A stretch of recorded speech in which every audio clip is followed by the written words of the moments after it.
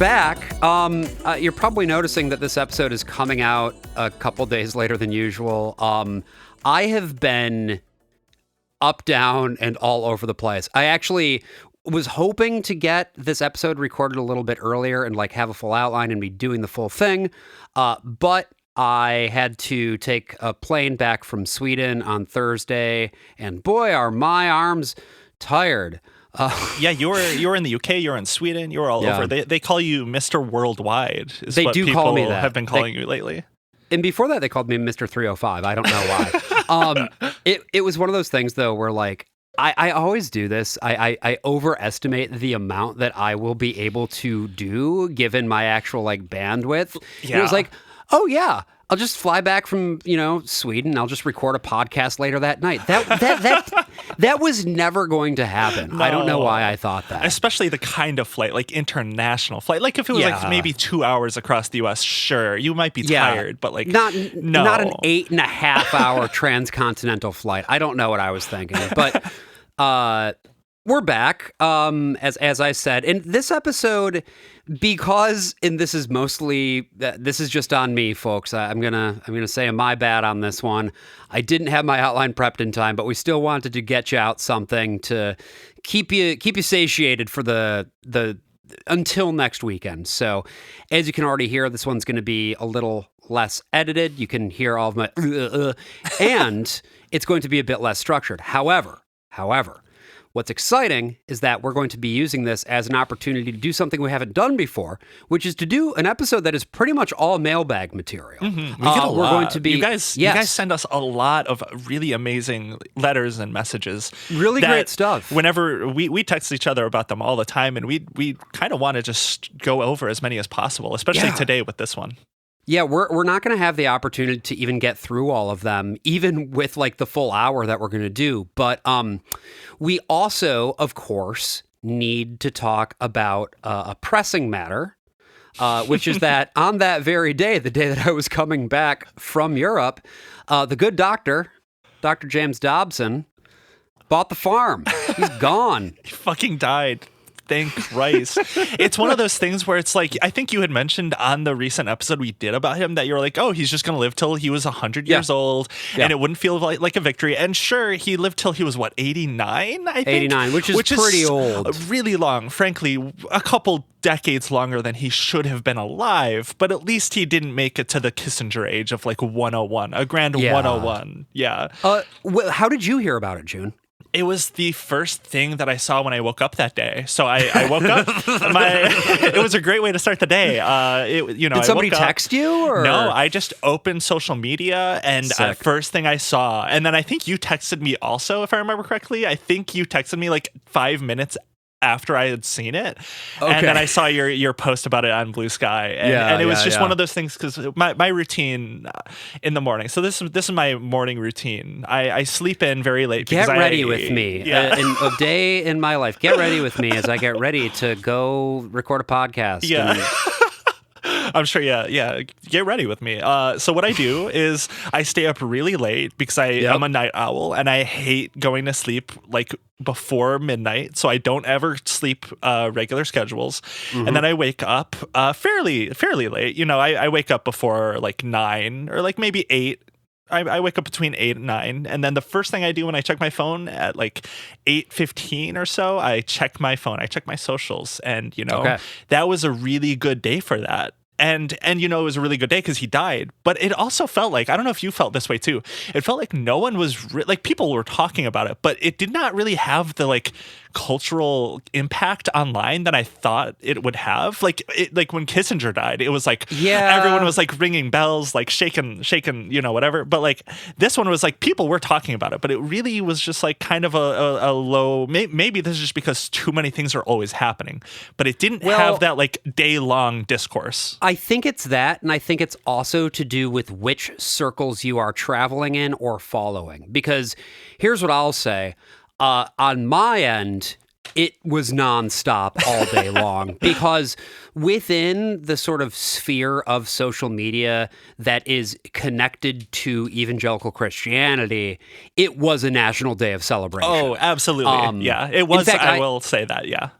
I actually yesterday went on the podcast Good Christian Fun. That episode's going to be coming out. Are you familiar with that one? Never heard of it, no. It's a podcast about Christian media, as you might expect. That episode's coming out in like a week and a half, I think. But we spent the first 10 minutes just talking about Dobson because, like, if you're from that world, you grew up with his shit or you know people who did.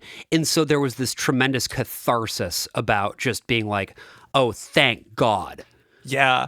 And what I will say is, like, you definitely grew up in that sphere and probably, like, found a lot of people online in that sphere. And, like, I of course, do have a lot of those people that do have been impacted greatly by his work. But just, like, as I've talked about on the show before, I know, like, in the Midwest, in like, small Midwest towns, they're very Catholic. They don't, like, a lot of people I know in, like, real life or even people locally just don't have that connection to James Dobson, a very personal one, like, that a lot of people might that grew up around that.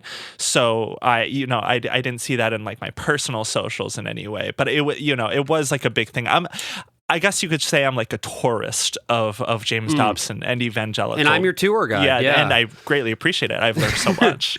But, like, it's always been something I've observed because growing up Catholic and then moving away from religion, I started to look into, like, oh, evangelicals are crazy.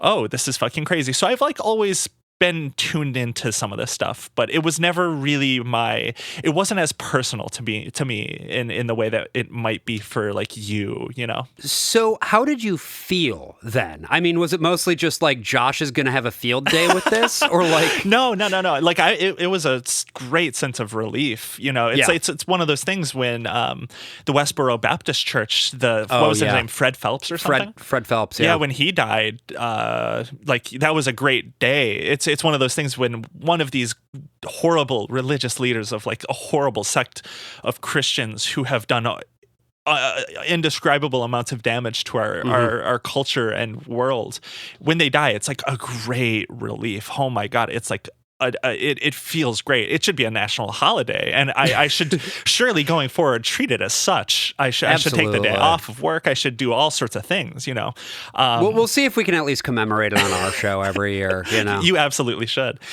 But, you know, I mean our show. You and I. Ill-conceived Dobson Dead Day. We'll have, like, a day of celebration every. We'll do something every year for it. Yeah, we'll start brainstorming now. But yeah, I don't know. It was one of those things where it was good. I just wish with his death also meant the death of the impact he had on people, and it just sadly won't. He will have this lingering impact where, I don't know, it will have. He has done indescribable damage, and we still have a lot to do to undo that. And even though his death is cathartic, it's like we still have a lot to do. Yeah, well, and the organizations, right, that he founded and that he was connected to, they're continuing to do the work. Yeah. And I guess I think about that too, about, you know, the Family Research Council and the Family Policy Alliance and stuff like that. We're going to be keeping an eye on those organizations on our show, you know, because the work that they are doing, their work is never done. They're always going to be doing what they can to continue rolling back the rights that we take for granted. Absolutely. Yeah, no, it won't stop. They won't try to stop. They will continue as long as they have, like, social cachet in any way, which I'm still surprised that they even do in any, like, real way these days. Like, truly, like, if you asked me a decade ago, in, like, 2013, like, post Obama re-election, like, things felt like the social climate was, like, solidly on the left. Like, it didn't feel like things were gonna go back. If you asked me in 2013, like, the state of some of these organizations today, I would be like, oh, they're fucking done. Like, they have no cachet. You know, something that I didn't mention on the episode where I talked about, you know, going to DC and living at the Heritage Foundation. One of the stops that we did as part of that college semester program was we went to the Family Research Council. And I remember going to their building, and we you know, they put us in one of their boardrooms, sat us down, talked about what they did, whatever. We visited a number of different lobbying organizations. We also visited AIPAC. We visited Citizens United for the separation of church and state. No way. A few other ones, yeah. But with FRC, I just remember sitting in this boardroom of theirs, and it was so like the air was musty. Everything felt old, and not like in a classic distinguished way, right? Because it's not actually that old at all. This is an organization that's just a few decades old. But I just remember sitting there and being like, "Oh, these fucks have nothing. They're going nowhere fast. The evil leaks from their pores and infects the entire room." Yeah. And that was 2012. Yeah. That was 2012 that I was there. So at that same time. Yeah. No, that's I'm not even surprised that it felt like that. I mean, you have to be a little bit like, I don't know, you have to have some disconnect from reality to be this way. I don't even know what to say. I just think it's astounding that they bring people to these places and everyone doesn't come away thinking, oh, this is like the den of evil, like all of these things. How did it? So when you said, I'm just mostly curious, this is just me personally, what did they show you at like AIPAC? You visited AIPAC? Like what were all of these other experiences like? Well, okay, so Family Research Council, I don't actually remember that much other than just like what that room felt and smelled like. Just pure evil, yeah. Not even evil, just old. Like I said, like the feeling of this place won't be around for much longer. It felt decrepit. It felt aged. I don't know how many more words I can come up with that describe it, but it was like, you know what it was? Yeah. It was like going to an old person's house. They always have that smell. You go to the bathroom. The bathroom and always has that smell. It had the old people smell. It was crazy. No, that's amazing. AIPAC, I remember I got into a fight with the guy. Because they sat us all down in a room and started talking about how like our role is to ensure that the United States continues to have a positive relationship with the state of Israel because to do that is blah, blah, blah, blah, protecting freedom, whatever. Yeah. And already at that time, I was following what was going on. And if I recall correctly, that wasn't too long after the like incursion into Lebanon. I just remember being like, well, you say that you simply want to provide support and security, but like, what about when Israel is a threat to the region? Like, what about the times where they are the aggressor? What about the times where it is, like, how can you say that is to the benefit of the United States? And we really kind of got into it. I'm assuming they were like, no, they are defending themselves. No, they are. Yeah, they're always the defenders. That was obviously the line they use. Yeah. They never are the attacker. They're only ever the defender. They're just a small being. They're just a little small being. They're just a little guy with $10 trillion military budget. Yeah, exactly. Yeah.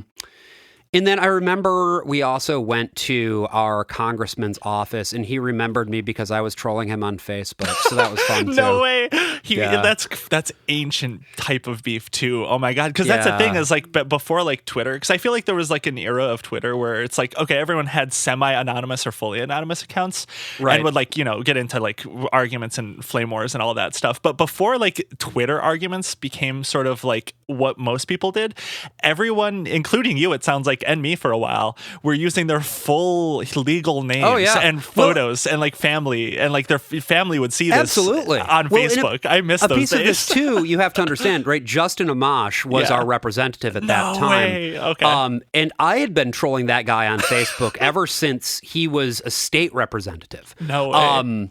And like my family knows his family. It's a whole thing. Like this, he remembered me. That's so good.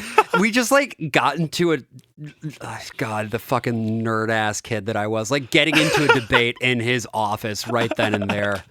No, that's that's an shithead. awesome move though, because like they probably think, okay, anyone being brought on a tour from like where you were coming from is probably going to be at the very least half friendly or just like docile and not want to get into it. Well, and going into the U.S. Capitol, right? Like the offices of the House of Representatives there in the Capitol building.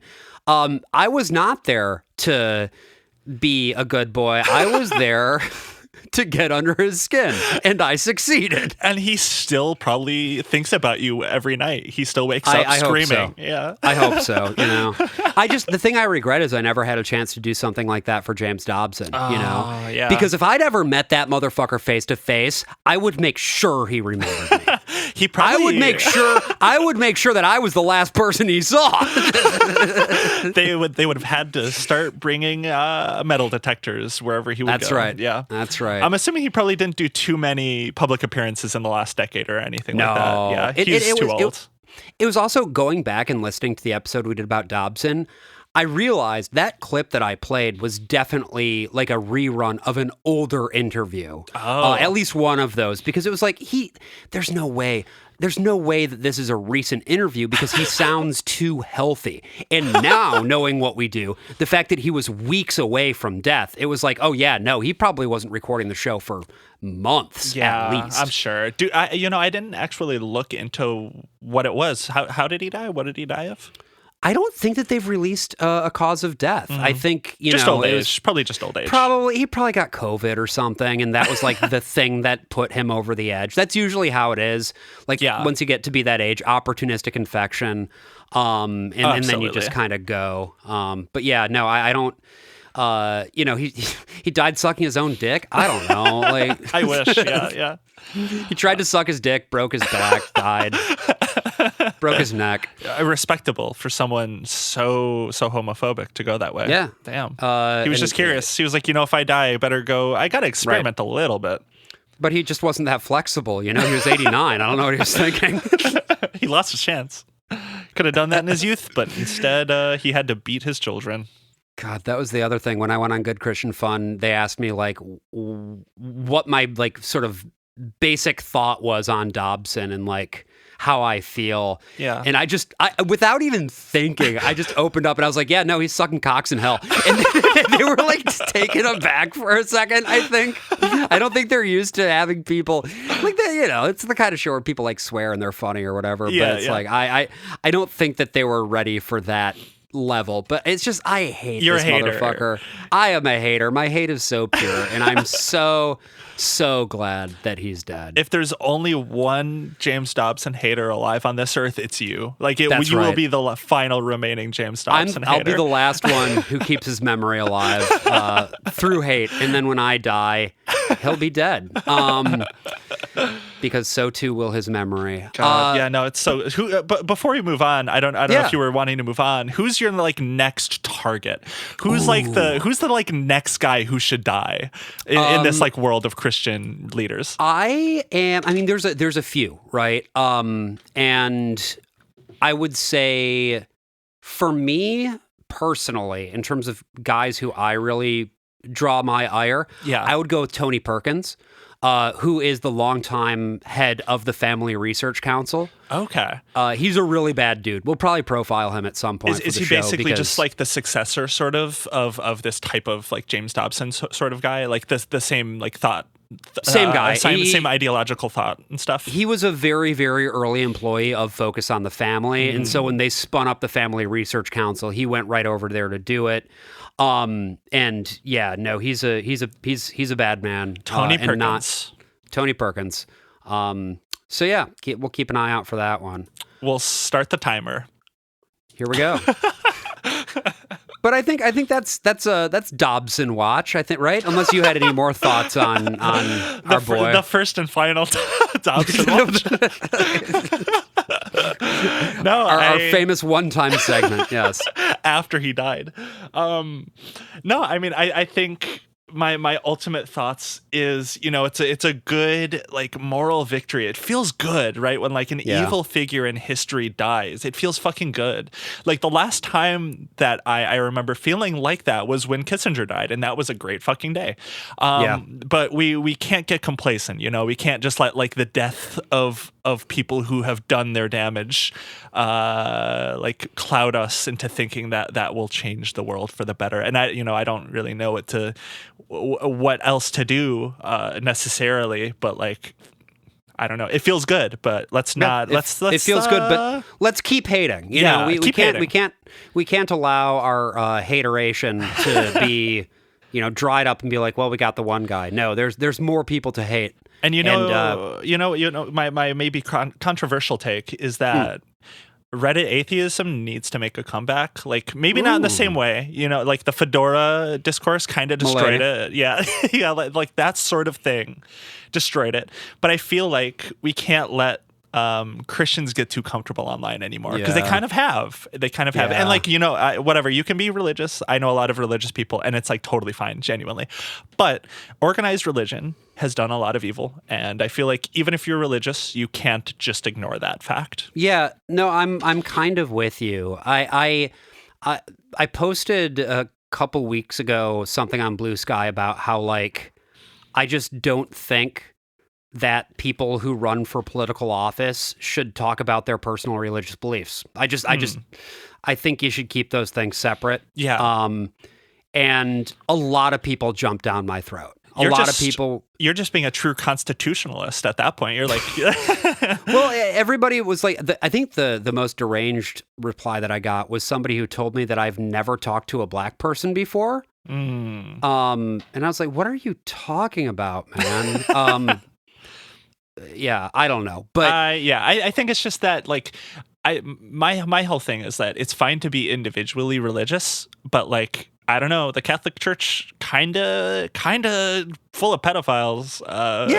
And something happens when you start to make governance decisions based on your personal religious beliefs, as opposed to thinking about what this will mean for everybody, for all of the people who you represent, because that's your job at the end of the day. Yeah. It is not to enforce what you think. It is to make sure that everybody who you represent is going to have a fair stake in the outcome, I guess. Yeah, I think so.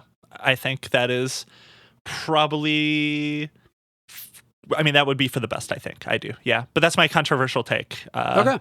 Hopefully no one pillories me for that one. But like I said, be individually religious. That's totally, like, genuinely chill.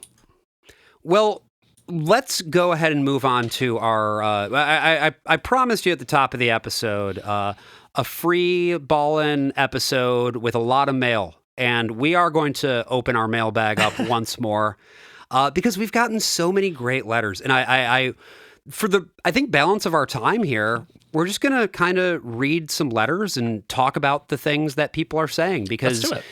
Particularly the stuff about abstinence-only sex education, the sort of two-parter we did about that. Oh, yeah, we got some really good ones from that series of episodes. Good ones.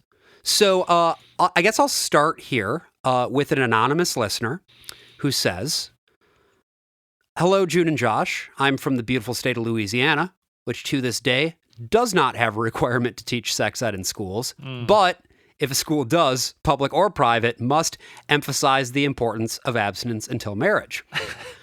I am from a rural, very poor parish in an already impoverished state. At-home internet access is still uncommon if you do not live in a town. This means many people from my area do not have any access to sex ed, aside from health classes discouraging premarital sex in moralistic terms. More often than not, these classes do not teach sexual anatomy, about STIs, or bodily functions like menstrual cycles. Oh my God. Teen pregnancy is relatively common here. I knew multiple people in middle and high school who did not know what was happening to them when they had their first period. I knew people that did not understand pregnancy or how to prevent it until after they learned how to drive a car. Several of my own family members did not know what consent was until middle age. Oh. Personally, I did not know that I was intersex until my mid-20s when I took a comprehensive sex ed class for the first time in college. Unfortunately, the war on abstinence-only sex ed has not been won. This lack of comprehensive sexual education and the framing of sex in moralistic terms is still hurting people in my state to this day. I fear that the countrywide political shift to the right will only cause this problem to spread, especially here in the Deep South. Thank you both for fighting the good fight. We cannot rest until bodily knowledge and autonomy is available to everyone. Real. Yeah.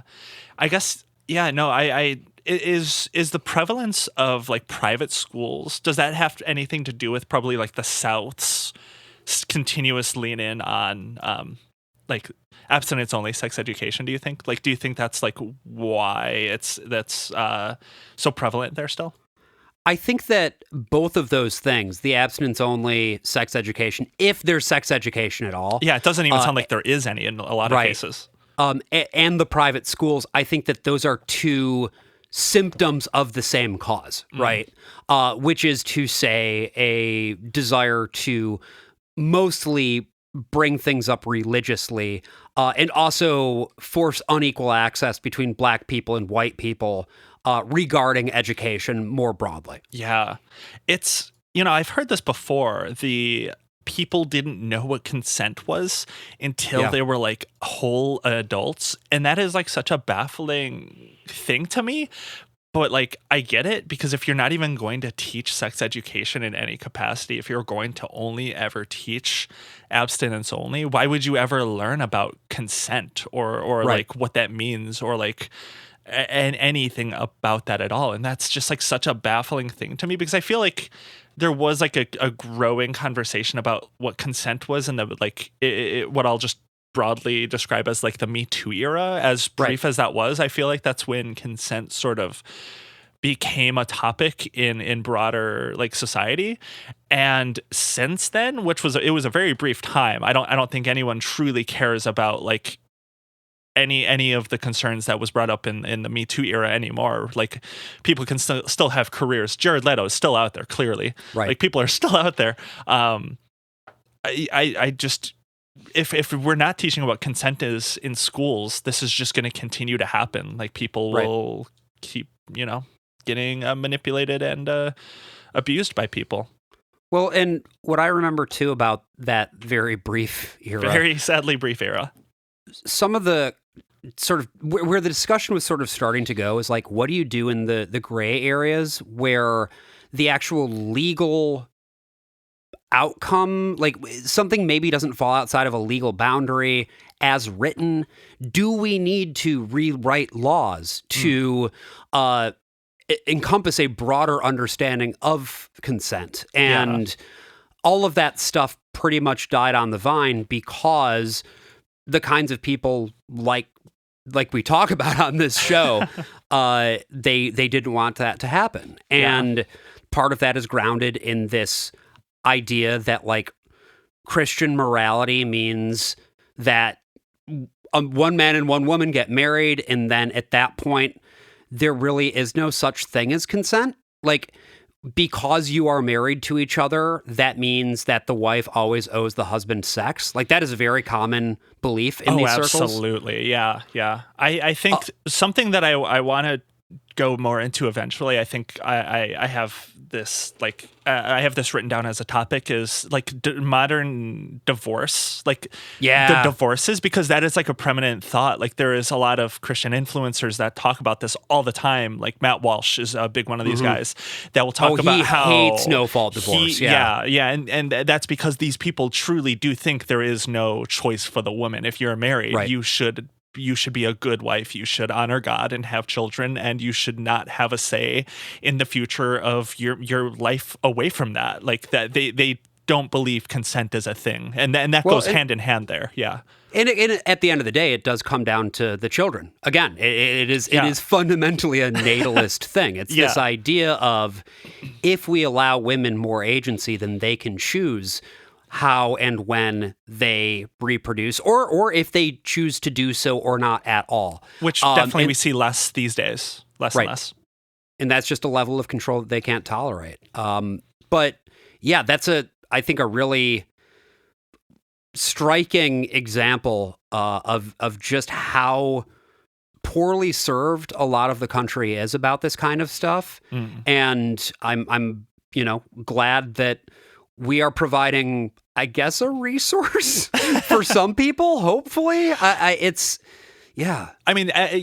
off of what you were saying just there is that, like, I think part of the reason why I wanted to do this show in particular, not just because I find it a fascinating topic that is strangely connected to like most politics happening in the world in like the US these days, but there's just not like a left-leaning source of people talking about this or doing any sort of research about this. Like the furthest left of people that I had found really doing anything about natalism at all is like Matt Iglesias and like Kelsey Piper. Yeah. Basically like the argument. I don't know if you saw that new publication, that new Substack, the argument.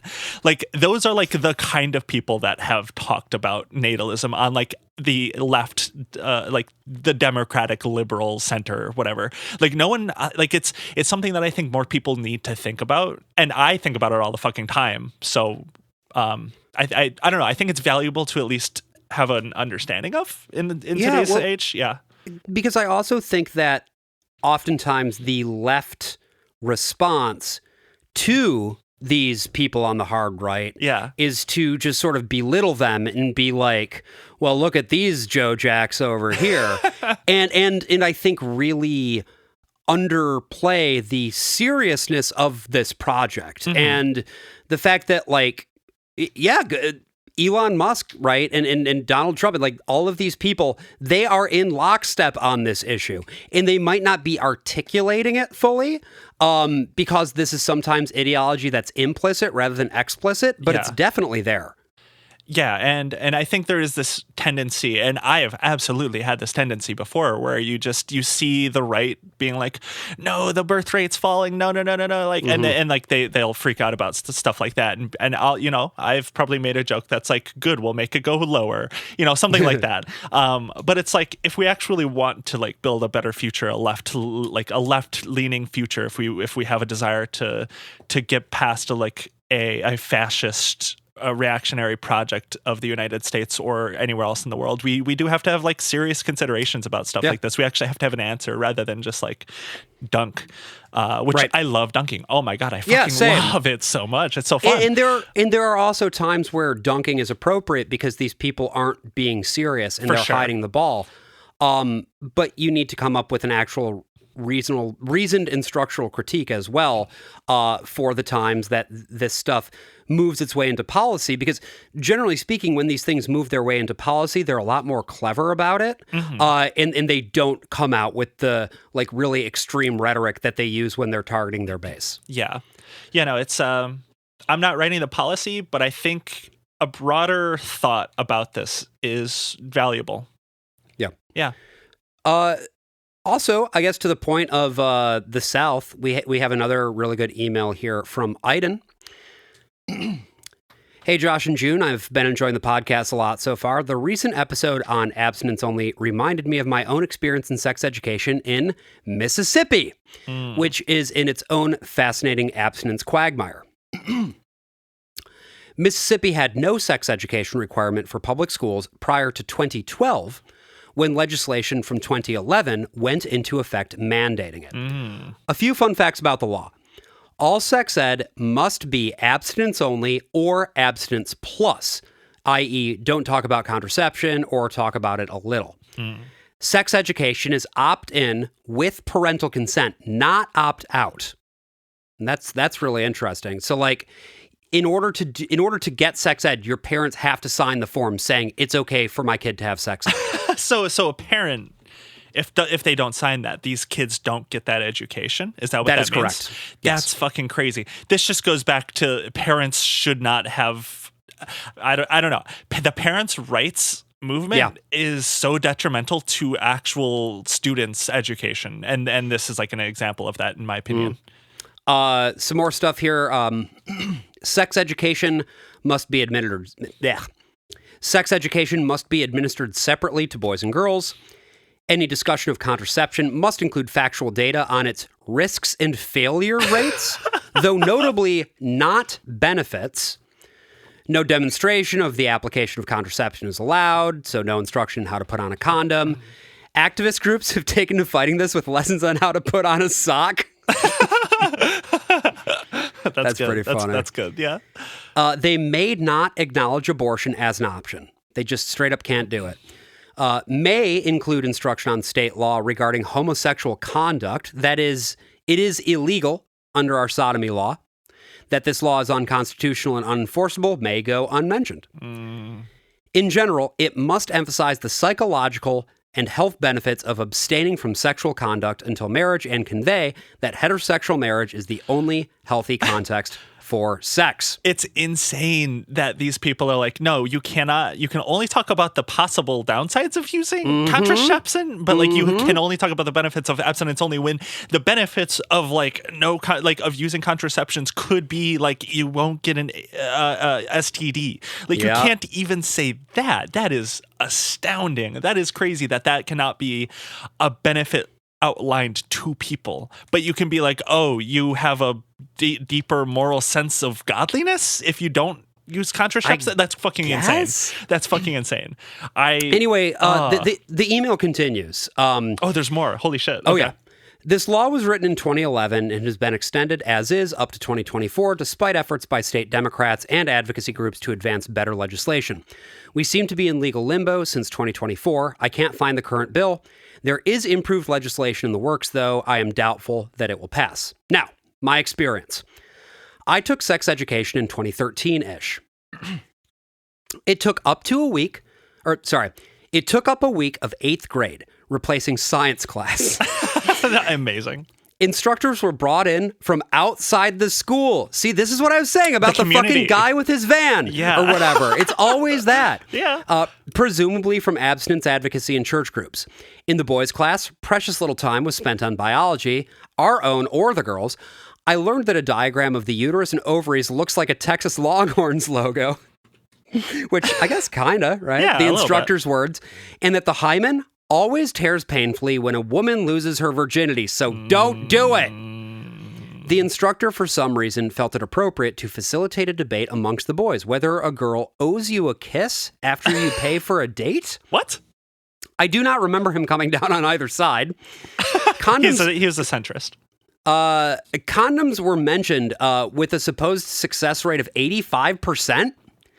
I'm pretty sure. What? Based off what stat? That's just what it said. Is they only work 85% of the time, and the guy said, "Would you get on a plane that had an 85% chance of landing?" Of course, he didn't clarify that this was over a year for a woman using only condoms, and that the rate increases significantly with the proper condom use that they were legally prohibited from teaching us. We were also shown gross out photos of STDs and horror stories about the clap and HIV. But the highlight of the program for me was the tape exercise. The instructor took a piece of Scotch tape and had us pick a woman's name for it. Oh. He stuck it to one boy's arm and peeled it off, and then again for another boy and another. And we were instructed to observe that she became less sticky, no longer able to form lasting bonds with the boys. Oh my God. Though I cannot find the article now, I distinctly remember a news story about an apple being passed around in a Mississippi classroom with each student encouraged to take a bite. HuffPost reported on a lesson in which an unwrapped peppermint patty was passed around for students to observe how it became dirty. These stories are all from the first few years of the sex ed law being implemented, and I can't find any recent examples. My friends in the girls' class told me that instruction was given by a woman nurse, also light on anatomy. They were instructed to date for marriage, or else they were dating for heartbreak. And at the end of the class, we were all given abstinence pledge cards to sign. So that's that. Mississippi now ranks second in rates of teen pregnancy, sixth in HIV transmission rates, and first in gonorrhea. Many groups are fighting for policy reform, including our state Democrats. Thanks to the podcast. Well, thank you, Aiden, for writing.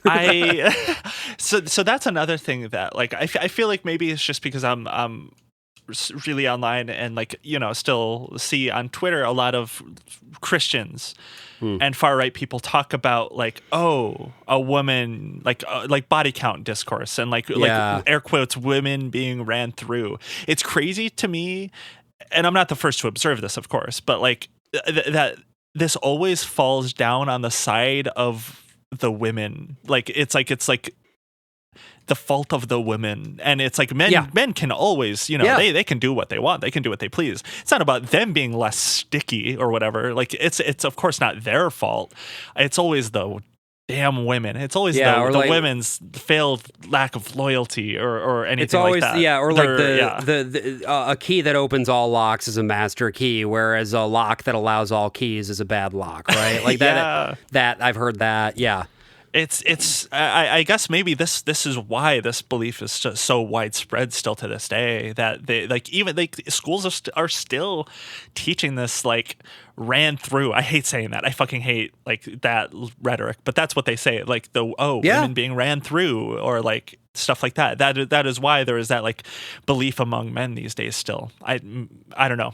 Well, and it's just going to keep getting worse as long as this remains the state of play, because, if you look at like fucking manosphere guys and the rise of guys like Andrew Tate or whatever, it's certainly not getting any better there. And the rhetoric and just way of thinking that you're going to hear from those guys makes this sound very reasonable by comparison. I mean, it's straight up woman hatred that these men are, now falling into. I don't know if you saw the articles recently about how, like, for the first time ever, more men are going to church than women, particularly among young men. Really? I did not see that. And this intersects with a hard shift to the right within sort of the kind, let's put it this way, the kind of young men who are going to Christian church are going to very specific types of churches. Yeah, I think a couple of weeks ago, there was a study done, like a historical study by some, probably, I don't remember which organization pulled this, but it was the view of positive or negative, like on women's rights. And for men, it is at the lowest point it's been. Like men are going, like, disapproving of women's rights at a higher rate than since like the 90s, which is like probably tracks with the a lot of Gen Z men and like maybe millennials going back to church in like a very hard right manosphere type of way. And it's something that is across basically all of what you think of as like the Western world. Like, I've seen surveys come in from like Norway and Sweden and England and stuff, and it all reflects those trends as well. Yeah, it's going to be an interesting like go ahead with Gen Z. I mean, I think this sort of thing is illustrates why demographics aren't always the future. I think there was the thought, because millennials were and still are so left-leaning, the most left-leaning generation in a long time in America in particular, that it was like, oh, Gen Z is just going to be them, but even better. They're going to solve all of this. And then we are seeing, it's not like Gen Z is not more conservative overall than like Gen X or even boomers, but like there is this trend of like, oh, they're surprisingly a little bit in particular, there is a gender divide. Women are very left-leaning. Men are slightly right-leaning in a very interesting way that I'm not surprised by. I think you joined us on my other show like over a year ago. We talked about South Korea and talked about the gender divide in South Korea and more broadly just like how that might be replicated across the world. Like we might see that as a trend. And I do think, not to pat ourselves on the back, but I do think we are going to start really seeing that going forward in the United States. I think all of the trends that we see that we see in Korea, South Korea, are happening in every other like Western country, and it's very concerning. It's this thing where the information environment is shifting, and so then these responses in society are happening in response to those shifts in the media environment, and then the media environment continues to shift in response to the social trends, and so on and so forth.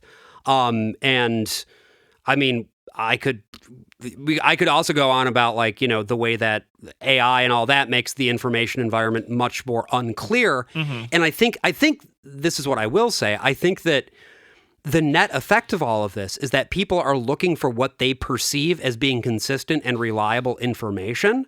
And here's what I will say. Hard right Christianity does provide a consistent and reliable information environment. Oh, they do. And they have surprisingly, I think it's surprising, really found an effective way on taking hold of the internet for like propaganda purposes. I think why it's surprising to me is because growing up, I always felt like the Christian right online was very out of touch. I mean, you can see that in like the early days of Christian versus atheist YouTube. Christian YouTube was fucking out of touch. It was like, you know, it was like old people. It was the young people were just like not cool. They were not smart. They were just like getting their asses beat by like the average person. Yeah, and they were really good at using those tools to reach out to people within their own community. But when it came to the broader environment, no, you're right. Hopeless.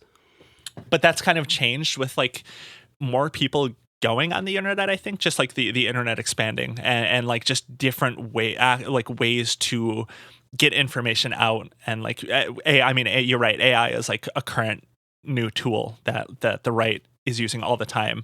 I saw this wonderful piece, I think maybe even, it might even be a year old at this point, but I highly recommend it. It's called something like AI is the aesthetic of fascism. Yeah, I know the article you're talking about. Wonderful piece that I think really illustrates from a fairly early point why that is, and just like outlining the like shift of the right using, and we can see this play out in like Trump's administration right now. They use absurd, blatant fascist propaganda. Yeah, it is fairly insane. I did find that article, though. Yeah, it's from February, so about a half a year old now. Gareth Watkins writing in the New Socialist, AI, the new aesthetics of fascism. Wonderful great piece. Article. Would recommend to anyone. Would you like to open up another letter? Let's read another. All right. So this one, I really like this subject line, which is J.O. addiction? Porno sex gay? And the writer of this letter has asked to keep their name anonymous. What, you want to keep your name anonymous with jerk-off instructions? Oh, wow. Hello, Josh and June. I've been attentively following your recent work, both as a feminist interested in questions of modern social reproduction, and just as someone who is made deeply weird by the experience of growing up Catholic. I could probably write pages of gonzo stories about my experiences with the topic of abortion, but I thought it would be more fun to talk about the abstinence-only sex education episode instead, as someone who basically did not have formal sex ed. In 5th grade, we were allowed to look at cross-sectional anatomical diagrams of genitals, but only when supervised by a teacher, only once our parents had signed a release form, only of our assigned sex at birth, and only in a room full of people of the same assigned sex at birth. The fuck? I even got in trouble for flipping through the rest of the textbook. In high school, we were told not to have sex before marriage, but also the boys were told that if they did, and the girl they were having sex with got pregnant, they had to step up, take responsibility, and make sure she did not get an abortion. And that was it. Literally nothing else. But in high school, we did receive a special lecture featuring a guest speaker on the dangers of pornography and masturbation. If you two ever decide to do an episode on porn addiction, and I recommend you do, you would probably come across every argument this guy made, with the possible exception of one. Oh, okay. I'm curious about this. See, because porn is an addiction, citation needed. When you look at porn, you have to escalate, citation needed. And when you're escalating, maybe you start watching gay porn. And maybe watching gay porn makes you think you're gay. Literally, the phrase, watching gay porn doesn't make you gay, was said out loud, and you weren't allowed to laugh. This is, of course, complete batshit nonsense, but I think the most interesting part is where it connects with the mission of your show, examining repressive social norms and organizations aimed toward producing more children. See, this guy offered his own therapy, which would help you kick your porn addiction, which might be why you thought you were gay. And of course, all this happened in California, a state which has banned conversion practices for minors. I suspect that the entire porn addiction narrative is at least a way of policing sexuality for everyone, and at most, a way to give conversion practices a shiny new coat of paint and dodge legal accountability for the damage they do, because it's not conversion if you're not really gay. And for the record, I know that at least one kid in that high school auditorium did in fact go to this quack's therapy, so I don't think it's impossible. And yeah, no, I think you are definitely on to something, anonymous listener. That's because particularly, if the legal environment makes it so that you can't do conversion therapy, but you have a practice that's like, hey, I will help you stop watching all those gay pornos. Yeah. That's a distinction without a difference. Yeah, no, porn addiction is one of those things that I feel like has sort of entered, like, at least my sphere of awareness in the like last 2 years or so. I feel like this coincides very, very, it overlaps almost perfectly with like the increased discussion of like, oh, should there be sex scenes in movies? Oh, is this like bad for movies or what? I like all of this sort of like purity discourse. Yeah. And I feel like at first I was like, oh, sure, like porn addiction as a concept makes sense, I guess. But the more, I think we briefly talked about it in the last episode we released, the Project 2025 one, where I more recently have been like, okay, porn addiction does feel sort of like a Trojan horse for Christianity, especially because I don't know if you've ever watched like people who claim to have had porn addictions who have like kicked that addiction and are now like TikTok influencers or like post Instagram videos. They are always overtly Christian. They are always overtly hyper right wing type of people. Yeah. Well, and generally speaking, when it comes to like porn addiction, sex addiction, this kind of thing, every time they try to bring it up for inclusion in the DSM, it doesn't end up going through because unlike something like, say, addiction to drugs, right? Like substances that have an actual biochemical effect. These addictions, it is chasing, obviously, a physical release and a physical feeling, but it is, it's not about the substance itself. It's about the thing that you are trying to replace through this compulsion, right? Because what people label as like porn addiction, sex addiction, these end up actually coming down to different things that have to do with disordered relationships and a disordered pattern of relationship seeking and that sort of thing.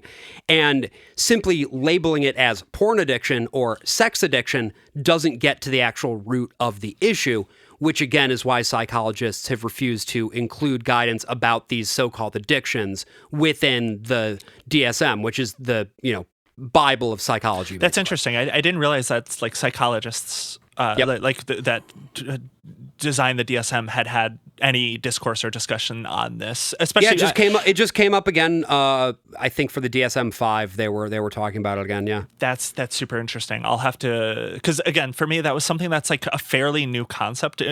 New as in like the last 2 or 3 years. That's not something that was like ever really on my radar until, like, as I mentioned, there is this like weird increase of purity discussion online.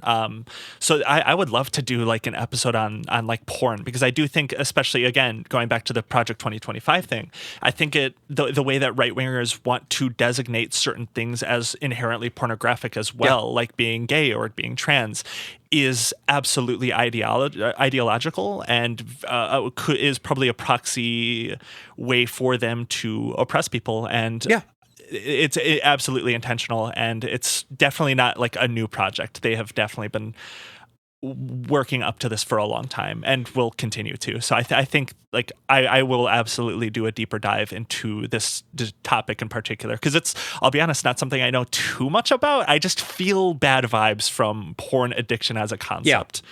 And you're quite right that, because I've also come across, I have a burner TikTok account that I just use for like weird Christian shit. Yeah. And you're exactly right that if this stuff comes up, it always has this feel of like you're trying to hustle me for something. And I don't know what it is you're trying to hustle me for.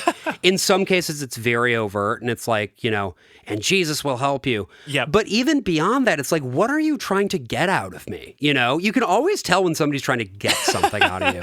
Yeah. Like, especially in like a grifty type of way, where it's like they're like, it's like a salesperson, have you ever gone to like a car dealership? Where it's like they walk up to you and they have like, there's like a type of energy that like a car dealer has, where it's like you just can't you just feel some like scumbaggy sort of like, there is something here that they don't feel human. Yep. Yeah. Yep. Well, I'm looking at our time, and I think we have time for one more. And this is one that I've been thinking about a lot since we got it, and I wanted to close on this one. So this one's from Sylvie. who says the following. Hi, Josh and June. Being trans in America, I've been wrestling a lot lately with the question of what my responsibility is to this country versus my responsibility to myself and my immediate community. I don't have an easy path to get abroad, but if I work at it, I might be able to make it work. A lot of my friends are trans, and we've been giving a lot of thought to safer countries we might have any chance of getting to. But I can't stop worrying that I'd be abandoning the fight and giving these people what they want, a country without trans people.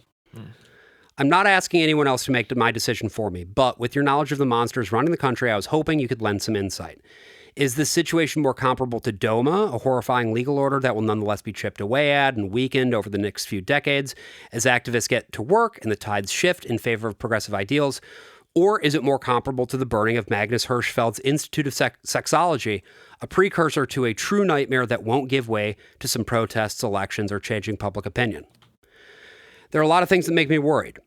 These people have been quite explicit about their desire to eradicate us from public life. They've been doing everything they can to fortify their power and have been successfully operating a secret police force. And I've seen firsthand that Christian nationalists are more radical than ever and more committed to winning at all costs.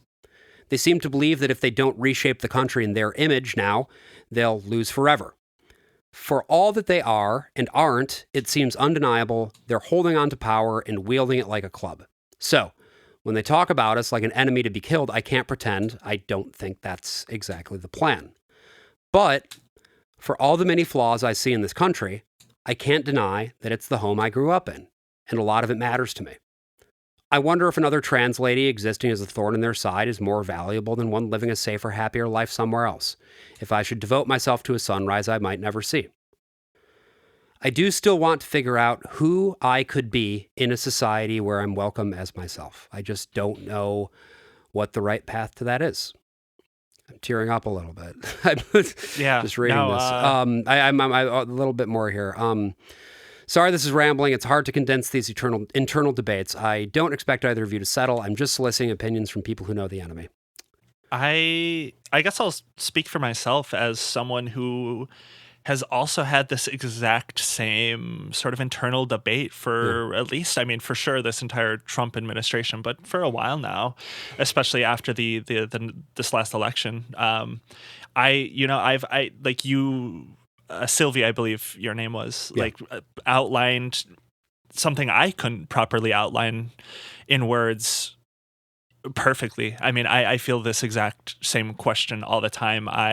Especially being like, to be very fairly candid, a fairly public trans person. I don't think it's hubristic to say I am one of the more public facing trans people, just online or even in person. I get recognized a lot, and not just by trans people, but like sometimes cis people, and especially comedians. I when we were in Chicago, like there were a couple people who just spotted you, and I was like, wow.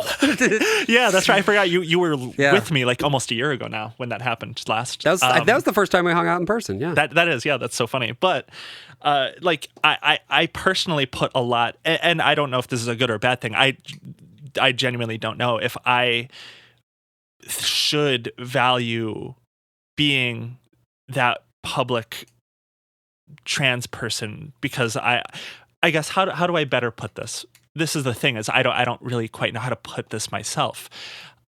I personally put so much on myself, and I think a lot of other trans people do, thinking that we need to maybe have sacrifice ourselves for the visibility, just so we don't give in to what the right wing wants. Because you're right, they want us to vanish, they want to eradicate us, they want us to disappear, they want to stop us from getting access to this healthcare. That is truly what they want. And because of that, especially in the position that I hold as a fairly public trans person, I feel like it is my duty to stand up to this without fear and take a beating sometimes from these people. And I get a lot of very wonderful messages from people saying, I don't know how you handle the hate that you get, like, because I do get a lot of hate online. I get a lot of harassment. I get a lot of stuff.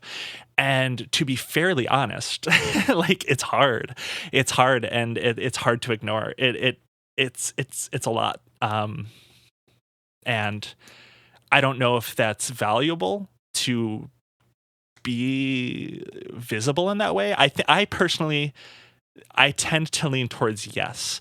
I have thought about, oh, maybe one day I'll leave this country, but I don't want to abandon the people that I care about here, because I feel like I'm just abandoning people who are my comrades, who are my siblings. And I don't, like, if there will be some sort of like crackdown, I don't want to abandon them. But also, someone who's very important to me has also told me, where it's like, don't sacrifice yourself, like, prioritize yourself. Like, I guess the true answer to all of this, my answer is very rambly here, because I'm still trying to work this out myself, is do prioritize your own values, prioritize yourself above all else. If you think you will have a better, more fulfilling life leaving America, then I think you absolutely should. But if you think that you might want to stick around with the people you care about in this country, I think that's also very valuable. Just don't sacrifice yourself regardless. Don't sacrifice yourself. Just don't do that. That's, I think, the thing that's most important is you have to survive out there is what's most important. Yeah. And, what survival means for you might be different from what it means for somebody else, because I think, June, you put it really well, that like your values that you hold as a person will determine what it is that you need out of life, Yeah. What I will say though is this, if from exploring this you do realize, oh shit, I need to get the fuck out, there is no shame in that. No, there's not. There's none. I mean, it is because you need to prioritize living the way that is truest for you, living in a way that would put yourself at risk simply for the sake of like, oh, my perception is that I need to do this for the sake of helping other people. If you don't truly feel like committed to doing that thing, and you just feel like you ought to do it because it's the thing to do, then it's not coming from a truthful place of your values, But also, if you do end up on that track, that's okay too. I don't have the answer because I don't know you, but these are things that I think are worth thinking about. Sorry, I didn't mean to cut you off, June. Oh no, you're so fine. And you're absolutely right. There is like literally no shame in doing that. But I think something to remember that I think about all the time, that I think making this decision you should also keep in mind, is that fascism is not just a local project. It's a global project. They will not stop in the United States.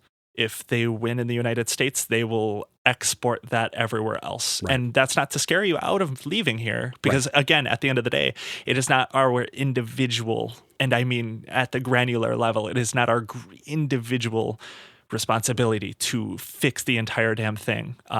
But I guess just keep in mind that it's not just a local thing. It's it would be it is a global project. Fascism is a global project. And there are degrees of safety that you can find, obviously, but you getting away from it partially may not mean getting away from it completely, Mm-hmm. And also the other thing that I will say, worth thinking about the way that sort of the cultural things that you're used to and the communities that you're connected with, it's worth thinking about those things too, Mm-hmm. As an example, I went to Sweden. I was mentioning this at the beginning, right? I thought I would like it. I fucking hated it. I don't have any strong desire to go back to Stockholm anytime soon, despite the fact that I thought I would enjoy it a lot because it looked good from the outside, So that's the other piece too, is there's also value in exploring these things and seeing what extent, to what extent you can get personal experience with these options and see what they're really like before you commit to anything in particular. Because, like, it's sort of the devil you know versus the devil you don't. Obviously, you know what your life is like right now where you are, but you may find that going somewhere else is not what you hoped for either. The only way to find out is by doing it. So... And one final thing I will say is, of course, this is still in the United States, depending on how close we get to the burning of the books, like how the Nazis did and all of that. Like, who's to say if we'll get to that point? It's possible, but there are still safe places, more or less, in the United States, like Chicago, New York, some places in California, not perfect because, as I say this, of course, Donald Trump is weighing sending the National Guard and military to Chicago to occupy the city, as he has stated. And New York. Of course, and New York as well. So, of course, they will try to do certain things that who knows how that'll turn out. Hopefully not horribly for us, but there, like, more or less, there are like still better places with a lot of community that do a lot of work to keep each other safe. So, yep.